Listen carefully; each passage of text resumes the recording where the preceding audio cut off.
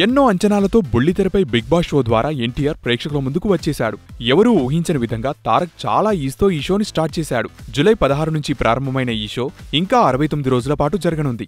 First షోలో participants ఎవరన్నది reveal అయిపోయింది. అయితే అనుకున్న విధంగానే కాంట్రవర్సీకి కేరాఫ్ అయిన పార్టిసిపెంట్స్ ఎక్కువగా బిగ్ బాస్ షోలో కనిపించారు. అంతేకాదు వీరంతా కూడా ప్రస్తుతం అంతగా సినీ ఆఫర్లు లేనివాళ్లు కావడం ఇంకో విశేషం. హీరోయిన్ గా ఎంట్రీ ఇచ్చి సక్సెస్ అందుకోలేకపోయిన తెలుగమ్మాయి అర్చన కొద్ది రోజుల క్రితం బెడ్రూమ్ కామెంట్స్ తో మీడియాలో హైలైట్ అయింది.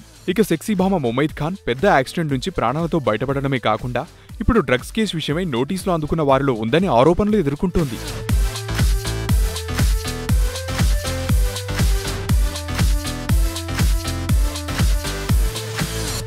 ఇక క్యారెక్టర్ నటి జ్యోతి కూడా పలు వివాదాలకు కేరాఫ్ గా మారింది. సింగర్స్ విషయానికొస్తే కల్పన ఈ మధ్య టాలీవుడ్లోనే కాదు పలు ఛానల్స్లోనూ సంగీత కార్యక్రమాల్లో ప్రేక్షకులను అలరిస్తోంది. ఆవిడ ఈ మధ్యన తన రెండో పెళ్లి విషయంగా మీడియాకు సంచలన విషయాలు చెప్పింది. మధుప్రియ గురించి చెప్పాల్సిన పని లేదు. లేటెస్ట్ గా ఫిదా సినిమాలో ఈ చిన్నది పాడిన పాట వైరల్ గా మారింది. అలాగే అమ్మడి పెళ్లి విషయం కూడా ఓ దుమారం రేపింది. న్యూస్ ఛానల్స్ లో షోస్ చేస్తూ తెలంగాణ యాస్తో ఫేమస్ యాంకర్ గా మారింది కత్తి కార్తీక. ఆ సినిమాతో జూనియర్ సూర్యకాంతంగా పిలుచుకున్న హరితేజ ఈ మధ్యన రవితేజని ఓ విషయంలో ఇరికించేసింది. భరత్ చనిపోయిన మరుసటి రోజునే రవితేజతో నవ్వుతూ దిగిన ఓ సెల్ఫీని సోషల్ మీడియాలో పోస్ట్ చేసి మాస్ మహారాజా అభిమానుల ఆగ్రహానికి గురైంది. హీరోల విషయానికొస్తే బూత్ హీరోగా ప్రేక్షకులకు పరిచయమైన కుర్ర హీరో ప్రిన్స్ కి ప్రస్తుతం ఆఫర్లు లేవు.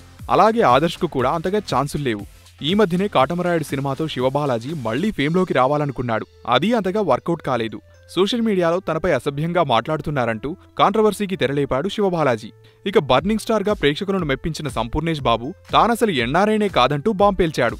సినిమా పరిశ్రమలో అడుగుపెట్టేందుకు అబద్ధాలాడానంటూ తెలుగు ప్రేక్షకులకు సారీ చెప్పాడు.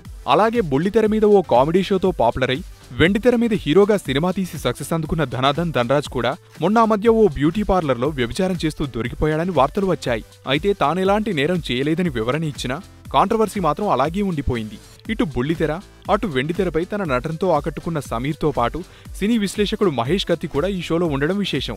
ఓవరాల్ గా చెప్పుకుంటే బిగ్ బాస్ షోలో ఇప్పటివరకు ప్రకటించిన పార్టిసిపెంట్స్ ఎవరూ కూడా ప్రేక్షకులను అలరించేవారు కాదనే విమర్శలు వినిపిస్తున్నాయి. అయితే ఎన్టీఆర్ యాక్టింగ్ మాత్రం చాలా బాగుందని చెప్పుకుంటున్నారు.